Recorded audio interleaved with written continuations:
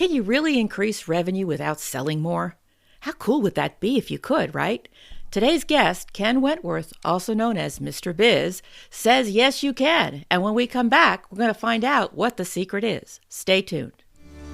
This is Business Confidential Now with Hannah Hasl-Kelchner, helping you see business issues hiding in plain view that matter to your bottom line. Welcome to Business Confidential Now. I'm your host, Hannah Hasl-Kelchner, and today I'm delighted to welcome Ken Wentworth, who's also known as Mr. Biz. He's a strategic business partner who helps business owners run their companies more profitably and more efficiently, using what he learned while climbing to the top 3% at a Fortune 15 company and breaking 6 world records. Boom! How's that for some business chops? And that's not all. Ken is also an accomplished author of several books: How to Be a Cash Flow Pro, that's his guide to crushing business owner insomnia, and Pathways to Profit, his guide to running your business like a boss. Plus, he's the host of the award-winning Mr. Biz Radio, which airs for 30 hours each week across different networks. So I'm sure we're going to learn a lot. Welcome to Business Confidential Now, Ken. Hey, Hannah, thanks for having me. Wow, what an introduction. I appreciate the glowing terms and all that stuff. I hope I can live up to that introduction. That's on you, Ken. I'm sure you will. No, I'm not worried about that at all. Finding ways to increase revenue and grow that bottom line is so important. And it seems like the default way is just to increase sales. But you say that we can actually increase revenue without selling more. I mean, what other way is there? What are small business owners missing out on? Yeah, look, here's the thing. This is one of those things that I unfortunately see at almost every single business that I've ever worked with. And I call it the silent business killer. So there's several different ways, first of all, but the first one I want to talk about is the one that's most prevalent and the one that you can make the quickest transition to and the quickest implementation. And again, as I mentioned, the silent business killer. And what that is almost all businesses, unfortunately, have a product or service that they provide that is at best break even, but in most situations actually is losing them money. Now, the question becomes, I get this often from clients. They'll say, well, Ken, why would I purposely have a product or service that was unprofitable? Well, that's the point of it being a silent business killer, is that you don't realize it's there. Of course, you wouldn't purposely do that. And a lot of that surrounding that silent business killer is the pricing aspect of it. And no, I don't mean just, just increase all your prices. No, I don't mean that.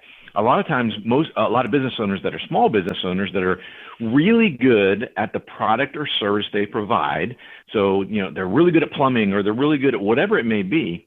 They're not as good sometimes on the business side of things and the financial side of things. So a lot of times I've found, unfortunately, is pricing for some things ends up being kind of on the back of a napkin, for lack of a better term, very informal and not a lot of rigor around it in some situations. And so what happens is, you end up with these products or services, or maybe projects, right? I had this with a client that I started working with, and I'll explain that in a second. But they have these products, and guess what, Hannah? Because these things are priced so low, artificially low and at a loss, guess what happens with those products? They sell a lot of them. So think about that. So the quick example is, let's say you have a product and you charge $100 for it, but the product actually costs you $120 to give to the customer, to land with the customer, the product or service. So for every one of those that you're selling, you're actually losing money. You're running in quicksand. So this is what happens in this scenario, as you can imagine, is you may, for example, be an owner and see that your top line, your revenue is growing and increasing, but you're losing money, and you're losing more of it. And you're like, gosh, this doesn't make any sense. It's just completely intuitively wrong that my revenue would be going up, but I would be losing money. And that's where, if you have that scenario in any shape or form, in any volume level, you probably have that silent business killer lurking in the background. I can give you one real quick example. Is I had a client that I started to work with. They had earlier in the year, before I started working with them, bid on a large project. And this project was going to be about 20% of their annual revenue. So they wanted to get in on this project. They wanted to win the bid on the project. And it was with a large company. So the owner at the time was thinking, gosh, if I can get my foot in the door, do a great job on this project, gosh, I can get so much more business from this large company. Well, because of that, he bid very aggressively. And when we got to the end of the year, we found out that he had actually lost a significant amount of money on that job. And it wasn't that there were, significant changes to the project or, a big hiccup that occurred. Things went mostly as expected, but it was priced too aggressively. So it ended up being a silent business killer that became quite loud when I had to explain it to him that, this project that was a big project and a huge undertaking for them, a lot of management, a lot of work that went into it, and they actually lost money for it. I mean, he was just devastated. And so that pricing model that comes in, especially in a scenario like that, is just critically important. So I can see how revenue goes up. You have more sales, but you don't have more profit because the pricing is off. But I thought somewhere I read in your materials that you could increase revenue without selling more. And here you really gave me examples of where you are selling more because the price just can't be beat. Yeah. It's more around you're going to make more money. So you're going to profit more, not necessarily have higher revenue. You could have less sales. Think about it. If you just if you had a product that you were losing, in that example I gave where it was you charged $100 and it was $120, you're actually losing 20% on every job. Think about if you didn't sell anything more, but you just eliminated the sales of that product that you're losing 20% on, all of a sudden your margins go way up. You're not losing that $20 on every product or service of whatever that is that you're selling. So now all of a sudden, this sounds completely counterintuitive, but this is what happens in this scenario is your revenue actually goes down in this scenario, but your profits go up. And look, revenue's vanity, profits are sanity. You've probably heard that before. That's not an original term by me, but at the end of the day, I mean, revenue is great. And as you said, a lot of owners get enamored with that and they just want to push sales and more revenue, et cetera, which is clearly very important. But in this scenario, you can have less sales and stop selling these unprofitable products. And by the way, think of the slingshot and compound effect of no longer selling the unprofitable product and or fixing the pricing and charging the appropriate amount. But let's say you just eliminate it. You say, gosh, we just can't produce this product or service at a level that's profitable for us at a competitive price, so we're just going to eliminate it. And then you take your efforts, your sales efforts, and you push them towards your more profitable products and services. So think about the compound impact of that, of how you can shift to, shifting your sales focus on those more profitable things. Oh my gosh, the impact on that is just huge. Yeah, I can definitely see that. So get rid of the losers is definitely one very important way that you can improve your profits. But there may be some listeners that are saying, well, okay, maybe it's a loss leader, but people really like this product. It's what brings them to my store or to my website. It's why they pick up the phone and call or text or however they reach out. And, maybe I really need to raise the price to beyond my break even once I calculate it, and perhaps with the help of someone such as yourself, because like you said, some people are really good at what they do and not necessarily on the business or the numbers side of it. So, okay, they want to increase prices. Let's talk about that for a minute. The math would work, but they're afraid of losing customers. What tips do you have for helping them build their confidence so that they could have a more winning mindset to increase their revenue? Yeah, it's a great question, and it is a common quandary as well in that, in that scenario, the first thing I would suggest is, once you, as you mentioned, once you do actually calculate a more accurate break-even point and then add on the margin that you need and you as your target margin for your company, is look at that and then go out and mystery shop some of your closest competitors. And is it competitive? Because again, in that scenario, in the example I gave earlier, you're winning all these customers because it's priced so low, because your price is so much lower than competitors in that example. And maybe by increasing your price and getting it up to the target margin level that you want, you're actually fine. And you're actually now you're competitive with them in that you're not, lower than them. You're about the same or maybe a little bit higher. But I think that's a very important thing. The other thing you can do, and when you're looking at this, and is equally important, is to really look at all the costs that go into that product. because maybe if you've been selling and it's a high seller for you, you haven't really looked at ways that you might be able to reduce the cost base for that, and therefore creating some margin on your own. Because, again, in your head, this silent business killer is out there and it's performing well from a sales perspective. So you think everything's peachy keen. You don't really take a look at it. Take a really hard look at some of those costs. Maybe there's some raw materials that go into it that, you haven't renegotiated with your vendor. And now that you're doing a higher volume with them, you may be able to go back to them and say, gosh, when I first drew up this contract with you, I was paying whatever, $10 per pound of raw material.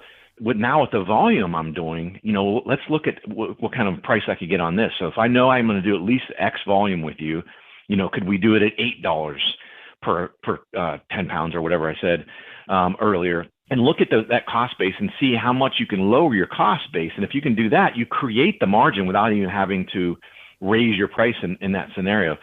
But really the discipline around this is super, super important, because, and that client that I mentioned that had the big project that they bid very aggressively on and found out at the end of the year, they actually lost a significant amount of money.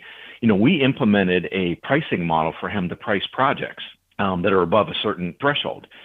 And funny enough, Hannah, probably 3 or 4 months after we implemented it, he goes to bid on a project, another large project, and he comes back to me and he calls me kind of frantic and he said, gosh, I got to get this bid in.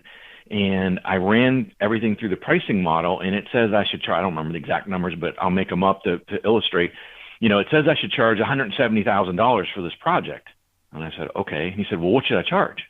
I said, is this a trick question? Like, is there a candy camera on me? Like, you should charge $170,000. And he said, but Ken, I don't think I'll win the bid if I do that. I said, okay, well, what's the alternative? What would you say? What do you want to do? He said, well, I think, if I charge like $150, I could probably win the bid. I said, okay, so at $150 and our margins are X, we're going to lose $4,000 on this job. Do you want to win a job where you lose $4,000, or do you want to bid it at the target margin levels we want? And if you lose that job, it's okay. That's a form of getting rid of the losers, as you mentioned earlier, Hannah. And that discipline is difficult, especially in this scenario, because this was another large company, another large local company to him. And his whole thinking, again, was, gosh, if I can get my foot in the door with them, I can get so much more business in the future. The problem with that thinking, on the surface, on the macro level, that sounds very, very intuitive, right? Here's the problem. That large company has leverage. If they're a large local company, they have leverage because they're large and a lot of people want to do business with them. As well as the next time they're going to reach out to you for a project, they're going to expect pricing like the first time. So even if you say, gosh, I'll just lose money on this first one and I'll just make up for it on the rest, that's probably not going to work, because the second job, they're going to expect similar pricing. You're going to increase the price all of a sudden, and they're going to say, we're good. We're going to go with vendor B. And then so, that loss you took on the initial ends up being a problem. So the two biggest things to do are, again, looking at your cost base, every cost that goes into that particular product or service. Are there ways that you can reduce that, renegotiate, et cetera? And then, developing that pricing model, and then you got to stick to it. You really have to have the discipline to stick to it, no matter how much your mind or your heartstrings might be tugging at you to say, gosh, this is one time. Because again, a lot of those things, especially in this scenario where it's not just a product or service, it's a large project. Well, as you can imagine, a larger project has more moving parts, which means more potential for challenges, issues, et cetera. I mean, they're more difficult to manage typically. So you're going to end up managing this large project that becomes a pain in your neck potentially, and then losing money on it. It's just not a good thing. And so, in that scenario, when we got to the end of the year and I explained all that to him with the initial project that they'd lost money on, and I said, imagine not having any of the headaches of that job, and you would have put an extra $60,000 in your pocket. And he looked at me and he said, get out of my office. Like, he jokingly said, get out of my office. Like, where were you when I was bidding this project? Well, not to mention, with a large project, like you said, there's things that don't get anticipated that maybe fall outside the original scope, and change orders need to be created. And so if they don't take advantage of that opportunity to say, all right, this was bid based on XYZ, and now we have L&MOQ that suddenly came into that wasn't part of the original bargain. We need to have a chat. So, somebody let me I'm sorry, Anna, just let me follow up real quick. I want to close the loop on that second scenario I mentioned, where the $170,000 project, and he said, he wanted to bid lower. And I said, we got to stick to this 170. Well, he bid 170, did not win the bid. So he was kind of disappointed, and probably, honestly, he wouldn't admit this, but he probably was a little angry with me, right? Like, gosh, Ken was the one that cost me this contract, right? Here's what happened. Fast forward about 45 days, the customer called him frantic and said, we need you to come and take over this project. And he said, well, I lost the bid. They said, yeah, we went with a cheaper bid. They've completely screwed everything up, and they kind of pulled the plug on us. And they lost some workers, and so now they can't get it done in the time frame we need. We need you to come in and take this over immediately. So we ended up essentially winning it in the end. And in this scenario, the lesson to that is quality wins in the end. It's not just the cheapest price, et cetera. So don't, you had mentioned before, and one of the questions you asked, Hannah, was, how do you have that, be able to have the, to be able to be disciplined enough, I think, I can't remember exactly how you said it, but to stick to your guns and be able to charge those things. The cheapest price in the long run isn't necessarily what's going to win from a customer or vendor perspective. So, in this scenario, we ended up coming back in, being able to win the bid, and now we've done several projects with that vendor now, that customer, I should say. So it all turned out really well in the end. Well, I'm glad to hear that worked out for your client, because one of my favorite sayings is the cheapest is not always the least expensive. Right. Yes. Because it winds up costing you in other ways. So you have to look at all of the costs, the direct, the indirect, and hopefully people who are listening realize that if they get into a competitive pricing situation, you have to find a way to distinguish yourself. And it's not on price. That is a race to the bottom. As Ken points out, you're going to slice the margin so thin, and that philosophy about I'll just get my foot in the door. These big companies are always doing competitive bids, and so you're not going to be in there and have loyalty necessarily, not unless you have a lot of track record with them and the person in purchasing who is doing it, because the purchasing people are under tremendous pressure to cut costs of their product and what they're selling. So you really have to find a way to have that unique selling proposition that the salespeople always talk about, and know what you're really good at and why you're better. Right. Yeah, and sometimes the answer, honestly, is a tough pill to swallow for some owners, because sometimes the answer ends up being, unfortunately, that maybe you just can't price a product or service at a competitive level. So you don't necessarily take it off the table. Maybe you have to, because if it causes inventory changes and things like that. But it might be that because of whatever reason in your cost base, the competitive price for a product is $100. Your competitors are right around, plus or minus 10% of $100, and you got to charge $150. I mean, again, if it's not an inventory issue, you could keep it out there and say, look, if you're willing to pay $150, I'll do the job, but I can't do it for less than that. Now, are you going to win much business from that? Probably not. But if you still want to honor it, or offer, I should say. But really, sometimes you just got to cut things out, especially, depending on the situation where, again, maybe you have a brick and mortar retail and it's that product that you just can't offer at a competitive rate, and you don't want to tie up inventory with it, et cetera, is you just cut that product and look for other ways, look at other products that, again, have a higher margin, that you can make, a higher profit margin on, a higher net margin on, and, take up inventory with that, and not these things that are, not going to sell if you charge a higher price, et cetera. Exactly. Where in the spectrum do you want to be? And like you said, inventory costs, carrying costs is one of those things that a lot of times people don't take into account until they have no room for anything anymore. Yeah, well, and a kind of a simple example of that, it's a little bit of a tangent on what we're talking about, but I think it's relevant enough, and that is, I was working with a jewelry store, a single location jewelry store, and they had a picture store that has the glass cases, right? It looks all elegant and everything. And when I first started working with him, he had 12 display cases, and 4 of those cases. So, a third of his display area in his retail location was a super low margin product or products. And so, just changing the product mix and saying, let's devote one case to that, because it was something that was complementary to other things that he sold. It was just a low margin product.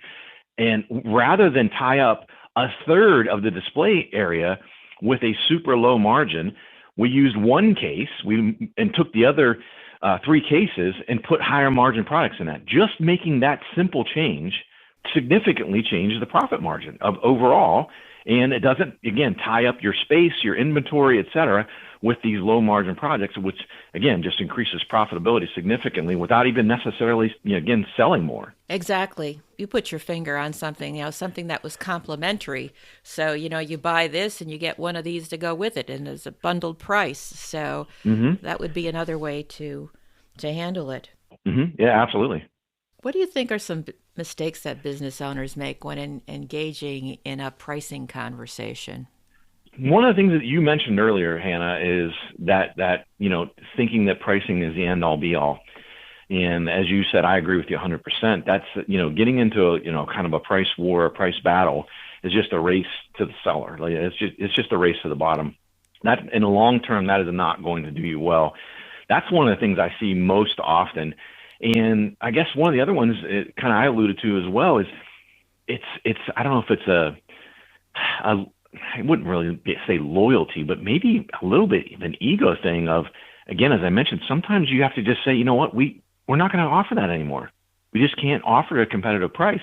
And oftentimes, if a business owner has been in business for 10 or 12 years and always offered whatever that was, they go, we have to. Well, no, you don't. You don't necessarily have to. If it's hurting your business, why would you want to continue that?